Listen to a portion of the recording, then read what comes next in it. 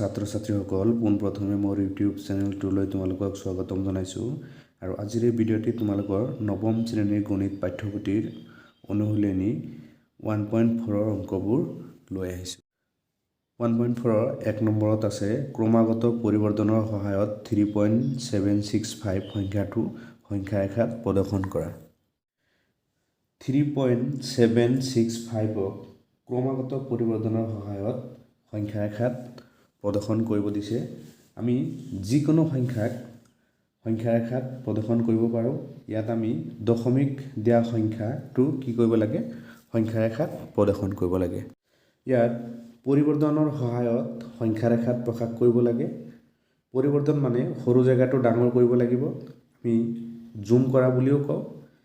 ডাঙৰ ডাঙৰ কৰি আঁকিব লাগিব। ইয়াত এটা সংখ্যা ৰেখা আঁকিলে নহ'ব, ইয়াত 3-4টা সংখ্যা ৰেখা আঁকিব লাগিব। আমি প্ৰথমে এটা সংখ্যা ৰেখা আঁকি লওঁ।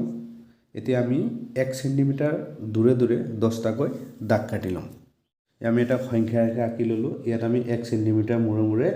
10টাকৈ দাগ কাটি লওঁ।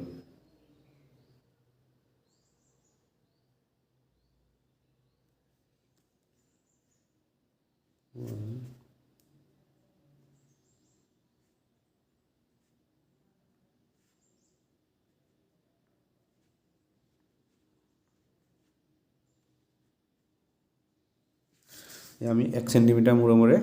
10টা দাগ কাটিলোঁ। আমি সংখ্যা ৰেখা এটা আঁকিলোঁ আৰু 1 চেণ্টিমিটাৰ মূৰে মূৰে 10টা দাগ কাটিলোঁ। এতিয়া আমি লিখিম 0, 1, 2, 3, 4, 5, 6, 7, 8, 9, 10। আমাৰ কি কৈছে 3.765। 3.765টো আমাৰ ক'ত হ'ব, 3তকৈ ডাঙৰ হ'ব আৰু 4তকৈ সৰু হ'ব। তাৰমানে 3 আৰু 4ৰ মাজত আহিব। তো 3 আৰু 4টো আমি জুম কৰি দিম। এতিয়া আমি আৰু এটা সংখ্যা ৰেখা আঁকি ল'ম আৰু 1 চেণ্টিমিটাৰ মূৰে মূৰে 10টা দাগ কাটি ল'ম। 3 আৰু 4টো জুম কৰিম। ইয়াত আমি 3 লিখিম, 3 আৰু ইয়াত লিখিম 4। এতিয়া 3 পিছত আমি এটা সংখ্যা বহাই দিম। 3 পিছত কি হ'ব, 3.1 হ'ব। 3.1 এইটো হ'ব 3.2, 3.3, এইটো হ'ব 3.4, 3.4, 3.5, 3.6, 3.7, 3.8, 3.9। আমাৰ 3.765ক কি কৈছে, সংখ্যা ৰেখাত বহুৱাব দিছে। তো আমাৰ 3.765টো ক'ত বহিব, এতিয়া 3.7 ইয়াত 3.7 লৈকে আছে। তাৰমানে 3.7 আৰু 3.8ৰ ভিতৰত হ'ব। তো আমি এতিয়া 3.7 আৰু 3.8টো জুম কৰি দিম। 3.7 আৰু 3.8টো জুম কৰি দিম। এতিয়া আমি আকৌ আগৰ নিচিনা সংখ্যা ৰেখা এটা বনাই ল'ম আৰু 1 চেণ্টিমিটাৰ মূৰে মূৰে 10টা দাগ কাটি ল'ম। এতিয়া আমি 3.7 আৰু 3.8টো জুম কৰিম। ইয়াত লিখিম আমি 3.7 আৰু ইয়াত লিখিম 3.8। এতিয়া এইটো হ'ব 3.71, 3.71, 3.72, 3.73, 3.73, 3.74,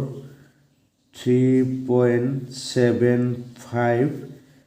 3.76,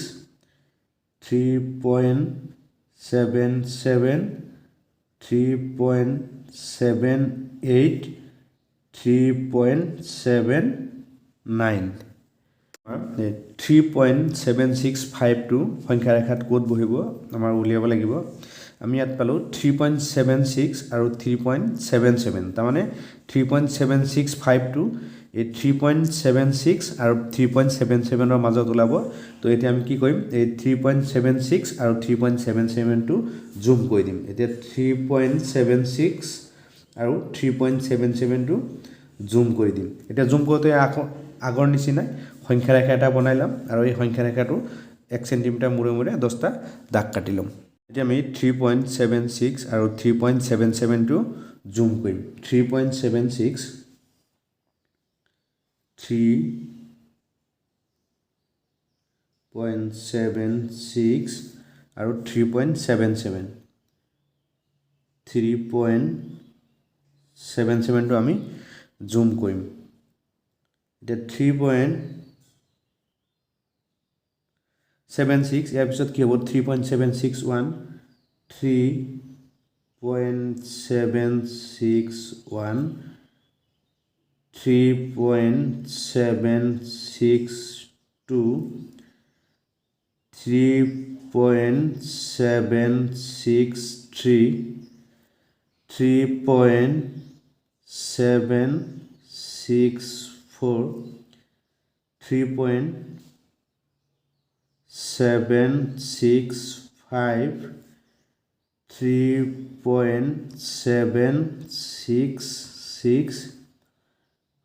3.767 3.768 3.769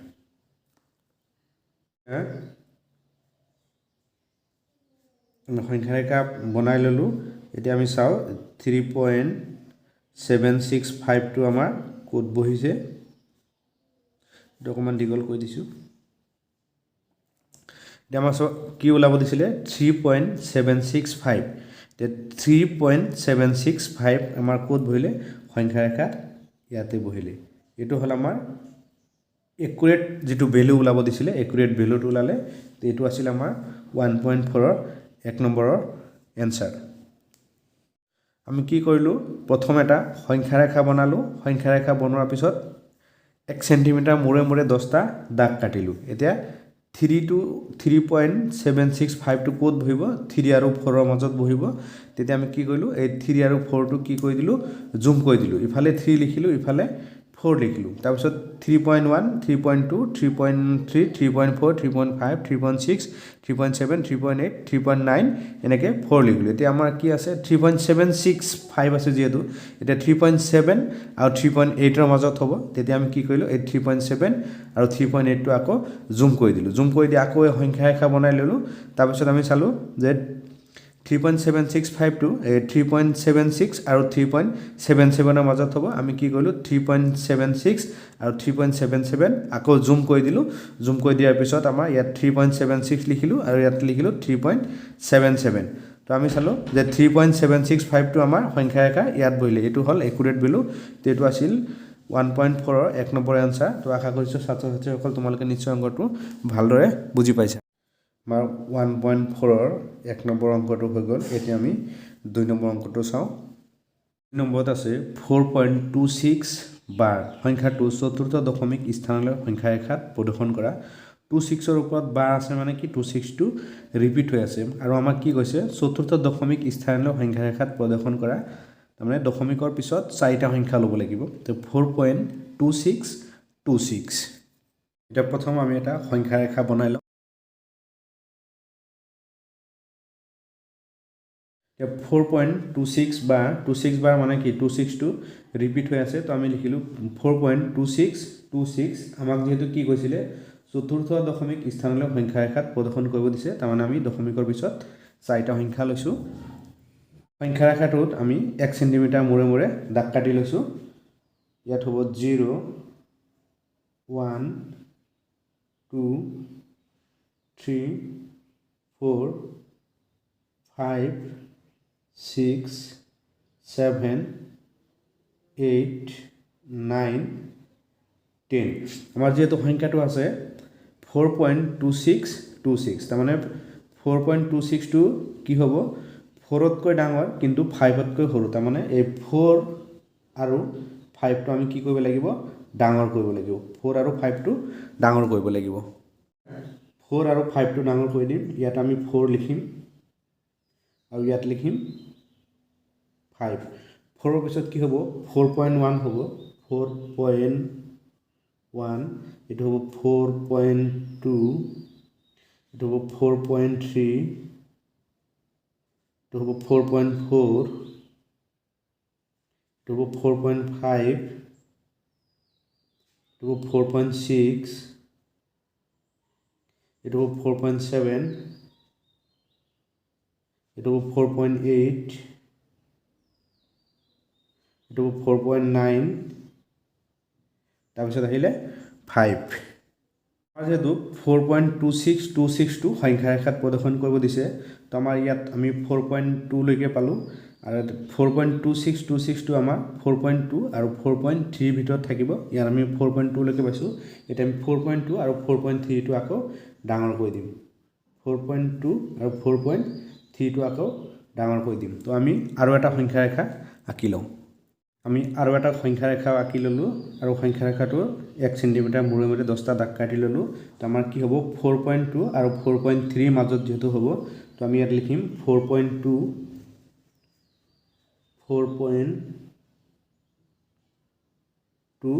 ইয়াত লিখিম আমি 4.3 এতিয়া 4.2 পিছত কি হ'ব 4.21 হ'ব 4.21 4.21 4.22 4.23 4.24 4.25 4.26 4.27 4.28 4.29 তাৰপিছত কিমান হ'ব 4.3 আমাৰ সংখ্যাটো আছিলে 4.26 তো আমি 4.26 লৈকে পালো এতিয়া 4.26 টো এতিয়া 4.26 আৰু 4.27 ৰ মাজত হ'ব তো আমি কি কৰিম এতিয়া 4.26 আৰু 4.27 টো আকৌ ডাঙৰ কৰিম এতিয়া 4.26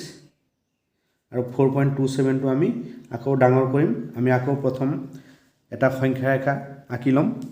আৰু সংখ্যা ৰেখাটো 1 সেন্টিমিটাৰ মূৰে মূৰে 10টা দাগ কাটি লম এতিয়া আমি 4.26 আৰু 4.27 টো যেহেতু ডাঙৰ কৰিম তো আমি ইয়াত লিখিম 4.26 আৰু ইয়াত লিখিম 4.27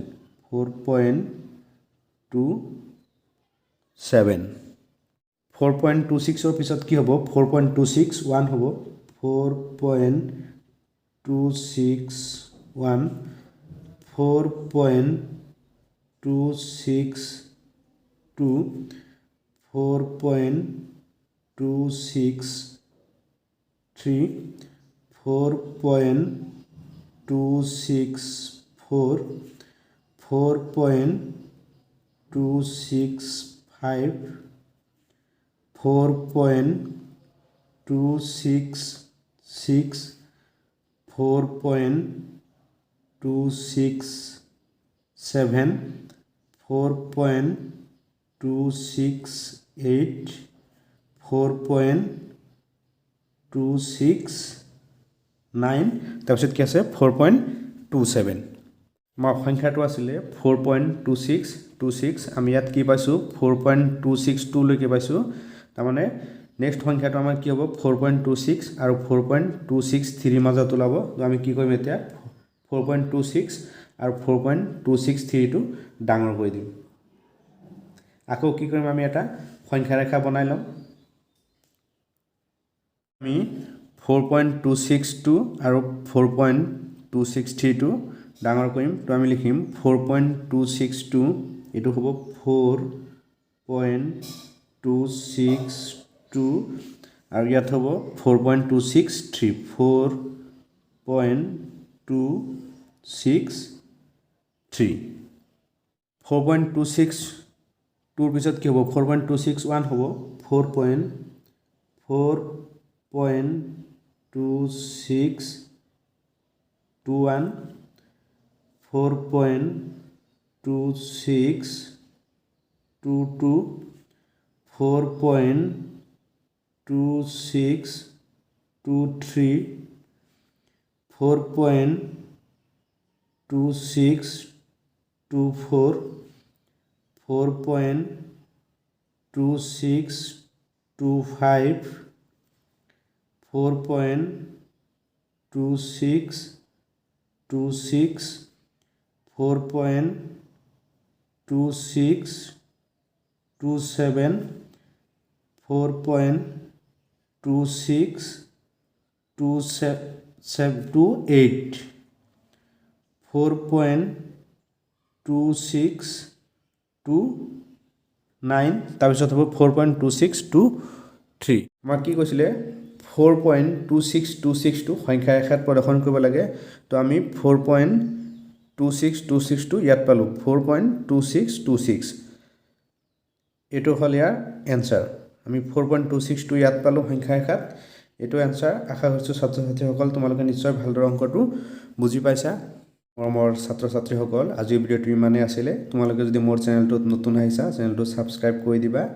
লাইক কৰিবা কমেন্ট কৰিবা আৰু বন্ধু বান্ধৱীৰ মাজত শেয়াৰ কৰি দিবা ইয়াৰ পৰৱৰ্তী ভিডিওত তোমালোকৰ নৱম শ্ৰেণীৰ গণিত পাঠ্যপুথিৰ অনুশীলনী 1.5 ৰ অংকবোৰ লৈ আহিম